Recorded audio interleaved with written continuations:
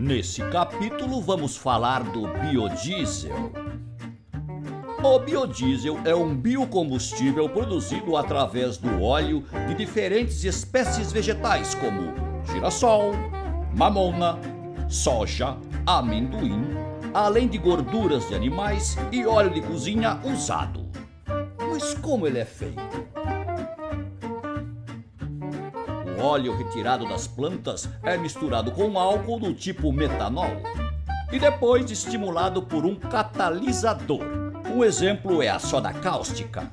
O catalisador é um produto usado para acelerar uma reação química entre o óleo e o álcool, denominada transesterificação. Bom, esse aqui é o processo de transesterificação, né? Então, após a gente misturar o biodiesel com seu catalisador e seu reagente, né, que no caso é álcool e aqui o metilato de sódio, a gente dá início a uma reação que deve ser feita com agitação e aquecimento. A partir dessa reação, obtém-se o biodiesel e também a glicerina, que é utilizada na produção de sabonetes e outros produtos. Esse daqui é o biodiesel pronto, né? Ele vai passar por uma etapa de purificação, da separação dessa parte que é a glicerina, né, do biocombustível, para depois ele ser analisado e, por fim, né, ser utilizado como combustível. Hoje, em torno de 70% a 80% do biodiesel produzido no país é fabricado nos estados de Mato Grosso, Goiás e Rio Grande do Sul. Existe uma grande sinergia entre a produção de matéria-prima, o processamento dessa matéria-prima e a produção de biodiesel. Nos locais onde se produz 90% da soja brasileira, é onde também se processa essa soja, ela vira farelo, vira óleo de soja e também é nesses locais que se produz o biodiesel. Mas por que a maioria do biodiesel brasileiro é produzido somente a partir de sementes de soja, se existem outras formas mais eficientes de matérias-primas, como por exemplo, sementes de mamona e de girassol?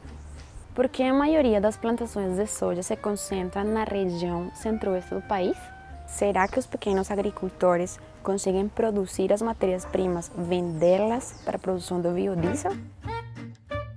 Hoje o Brasil produz cerca de 3 bilhões de litros de biodiesel, o que equivale a 5% de todo o consumo de diesel, diesel B no país.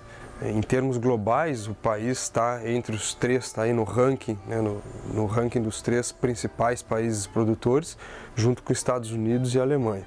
E o nosso consumo é igual à nossa produção. Hoje no Brasil, 75% do biodiesel produzido é oriundo do óleo de soja e, em segundo lugar, o sebo bovino com 20%. Em termos ambientais, os impactos do biodiesel são muito significativos.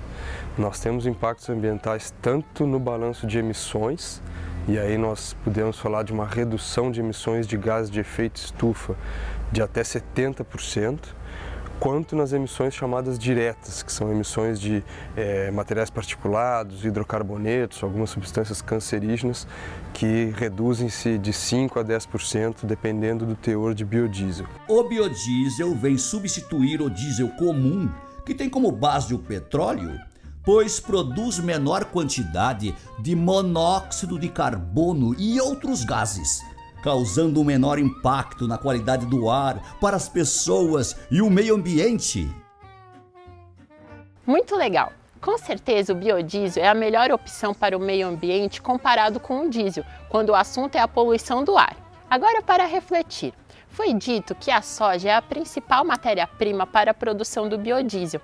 Vocês acham que a monocultura da soja, bem como outras monoculturas das espécies como o eucalipto e a cana-de-açúcar, quais são os impactos que elas podem causar para o meio ambiente? Então esse é um óleo de cozinha, né, um óleo de fritura que já está deteriorado, né, e a gente aproveita esse óleo como matéria-prima para a produção do biodiesel.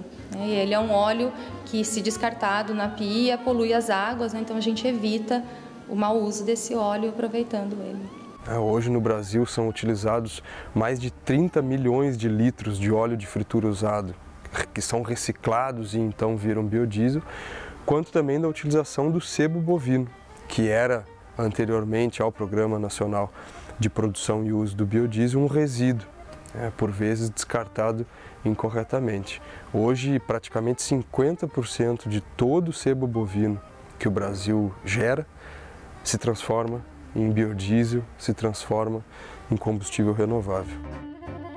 O interessante, então, de usar esse óleo é que a gente consegue um método de produção do biodiesel em que a gente gera em torno de 20% dessa glicerina.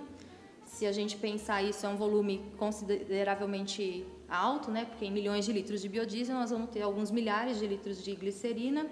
No entanto, diversas pesquisas, né, diversos trabalhos hoje mostram que a glicerina não necessariamente deve ser empregada só para a produção de sabão, como antigamente, né? Hoje existem estudos que provam que ela pode ser purificada, pode ser utilizada em produtos com maior valores agregados, né? Também pode ser utilizada em ração animal.